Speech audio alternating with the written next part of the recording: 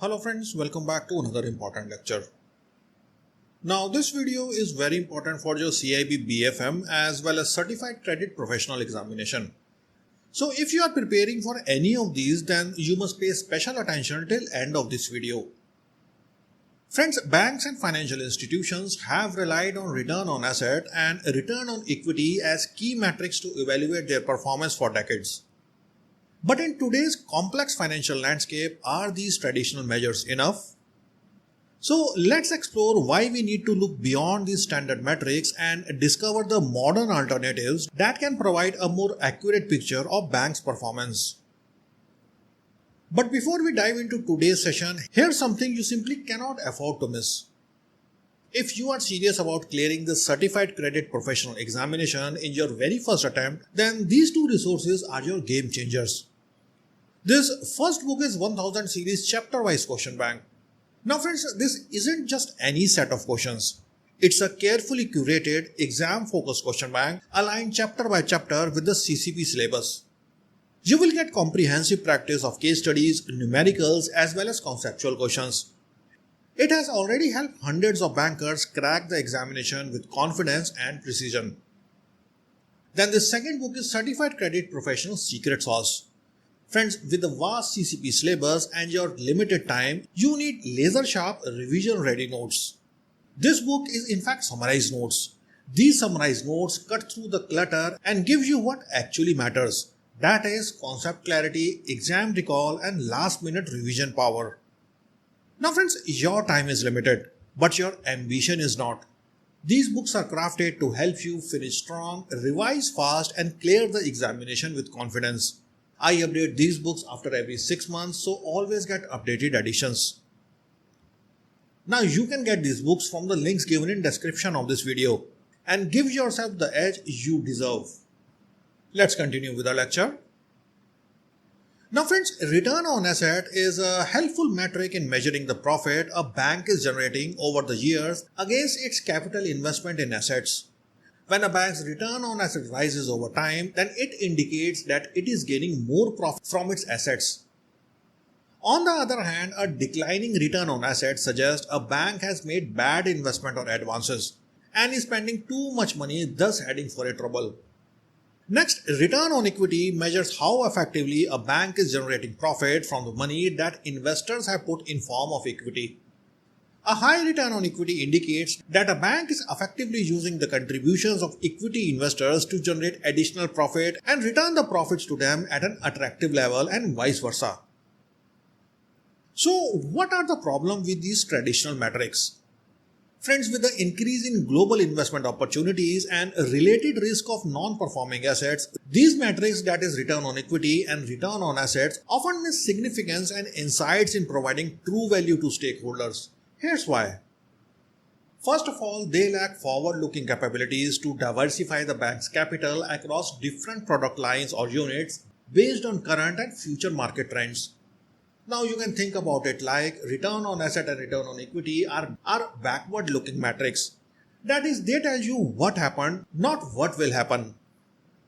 Then second, they don't consider risk associated with different investments and lack the true value of returns generated from them. For example, two banks might have identical return on equities of 15%, but one achieved this by making high-risk loans while the other focused on stable, lower-risk investments. The traditional metrics don't distinguish between these two scenarios. So as you can see, the traditional metrics don't distinguish between these two scenarios. Then third is regulatory requirements like the Basel framework's internal capital adequacy assessment process, that is ICAAP, requires banks to hold additional capital for coverage for losses based on their risk profile. Now this has limited the amount of capital the bank can invest and earn profits, thus resulting in lower return on equity. Thus modern metrics need to account for these regulatory constraints as well. So here comes the concept of RAPMs, and that is risk-adjusted performance measures. So friends, what alternatives do we have? Now risk-adjusted performance measures provide a more comprehensive view of a bank's performance. Now please note, risk-adjusted performance measures, that is RAPM in short, represents a significant advancement in banking analytics by incorporating risk considerations into profitability assessment frameworks. These metrics enhance traditional performance indicators by explicitly accounting for the risk factors inherent in banking operations. Now friends, there are primarily 4 such RAPMs, that is RAROC, RORAC, RARORAC, and lastly RORWA. In this lecture, we will focus on RAROC, and in next lectures, we will cover the other 3. Now to keep the lecture short, I will focus on RAROC in this lecture, and in next lectures, we will cover the other 3. And since I will also cover conceptual numericals, so do stick till last of this video. So what exactly is RAROC? Friends, at its core, risk-adjusted return on capital, that is RAROC in short, is a financial framework that measures profitability while explicitly accounting for risk. Unlike traditional performance metrics that might focus solely on returns, RAROC integrates both returns and risk factors to give you a more complete picture. You can think of it in this way. 2 investments might generate the same return, but if one carries significantly more risk, are there really equivalent opportunities? So here RAROC helps answer this question. Now the fundamental RAROC formula is simply RAROC equals risk-adjusted return divided by economic capital. Or there is another form of this formula, that is risk-adjusted profit after tax divided by regulatory capital. Now please remember all these 2-3 formulas, since in your examination question can come in any form. So friends, this simple formula accompanies a sophisticated concept, which is measuring return relative to capital needs to absorb potential risk. Next, let's break down the 2 main components of RAROC. First, we have risk-adjusted return, which is this numerator. Now please note, this is not just simply your net income. It's an adjusted figure that accounts for various risk factors. It typically includes first net income, which is your baseline revenues minus expenses and provisions for losses. Then second is expected loss adjustment. Now this is estimated credit losses based on historical data. And lastly, we have capital charge for risk. Now this is the cost associated with maintaining capital against potential losses. Then the second component is this denominator, that is economic capital. Now this represents the amount of capital required to cover unexpected losses and maintain solvency. It is typically composed of first credit risk capital, which is the capital required to cover loan default risk. Then second is market risk capital, which is the capital needed to manage fluctuations in interest rates, exchange rates and stock prices. And lastly, we have operational risk capital. Which covers risk from operational failures, fraud or compliance breaches. Next, let's dive into a more detailed formula for calculating RAROC. Friends, please note the basic formula gives us the conceptual framework, while this expanded version helps us in understanding the practical application. And this detailed formula is simply RAROC equals expected revenue minus operating costs plus interest charges plus return on capital minus expected losses. Now let me walk you through each of these elements.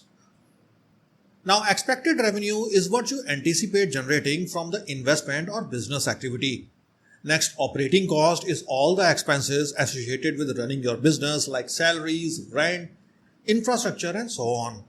Next, interest charges represents the interest your bank pays on deposits. Next, return on capital is what your bank earns on risk-free investments, such as government bonds using economic capital reserves. Then next, expected losses are the anticipated losses from loan defaults or other credit events. And finally, economic capital is your capital reserve maintained to protect against unexpected losses. So friends, I hope this formula is clear to you. Next, let's see key application of RAROC models. Friends, please note there are three primary uses of RAROC models in banking operations. Let's discuss each one of these one by one. First application is pricing of bank loans. Friends, this is probably the most obvious application. RAROC helps you determine the appropriate interest rate and fees to charge borrowers based on their risk profile and the capital required to support that risk. Then second application is decision making on advance sanctioning. Friends, RAROC provides a profitability angle for making lending decisions. It's not just about whether a borrower can pay back. It's about whether the risk-adjusted return justifies the capital allocation. And the last application is comparing profitability across business segments. Friends, this is crucial for strategic planning. RAROC allows you to compare the performance of different business lines, products, and customer segments on a risk-adjusted basis. So friends, with this, I hope the concept of RAROC is clear to you.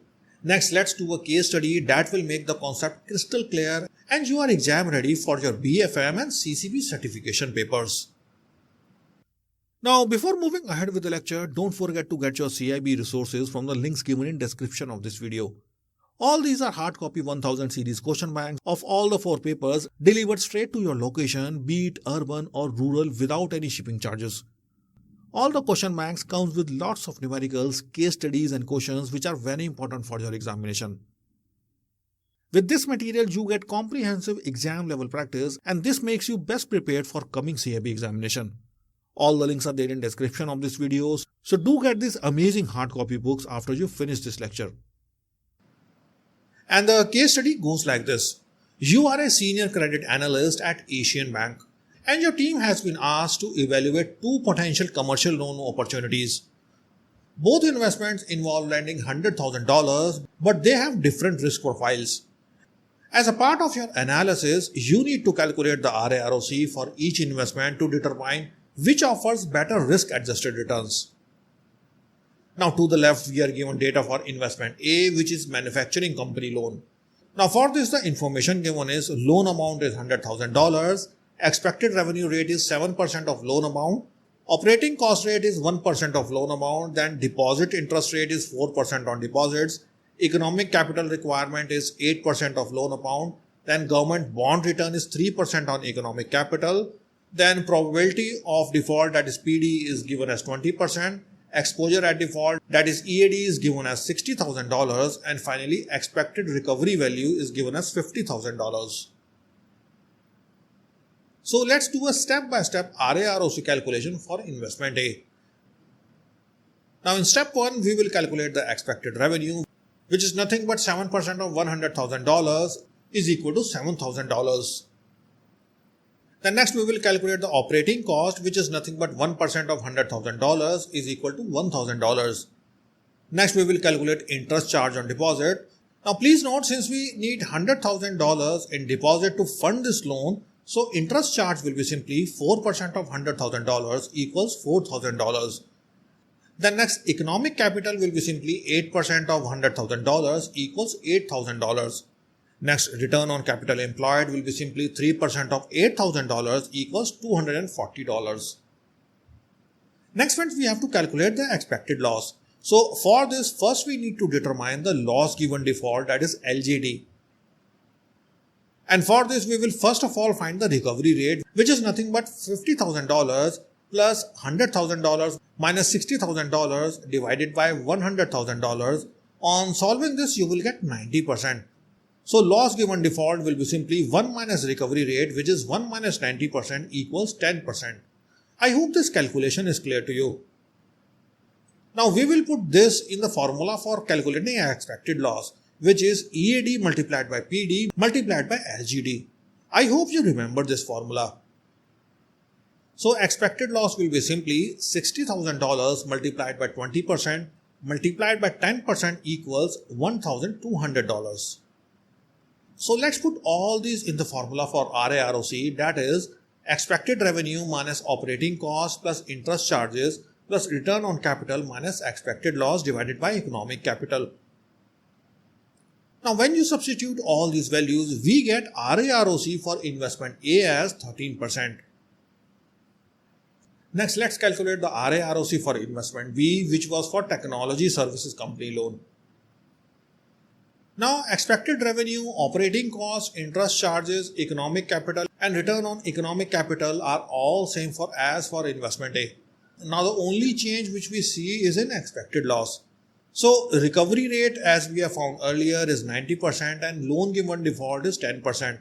So, expected loss will be simply $60,000 multiplied by 15% multiplied by 10%. So, this difference lies only here in 15%. So, expected loss comes out to be $900. And once we put all these values in the formula for RAROC, we get RAROC for investment D as 16.75%. So, we can make these three analyses from the results of this RAROC. That is, first is higher RAROC equals better risk adjusted return. Friends, investment B delivers a superior RAROC of 16.75% compared to investment A's 13%. Then next is impact of default probability. Friends, a 5% point difference in default probability, that is 20% versus 15%, creates a $300 difference in expected losses, which is significantly impacting the final RAROC. And lastly, we have risk return trade-off. Friends, both loans offer the same revenue potential, but investment B's lower default risk makes it more attractive from a risk adjusted perspective. So friends, I hope the case study is clear to you. With this, I wind up this lecture. Don't forget to get your CAIIB and CCP resources from the links given in description of this video. Also, don't miss to watch the next parts of this series where we will discuss the other RAPMs. So thank you, and I will meet you again in another lecture next week.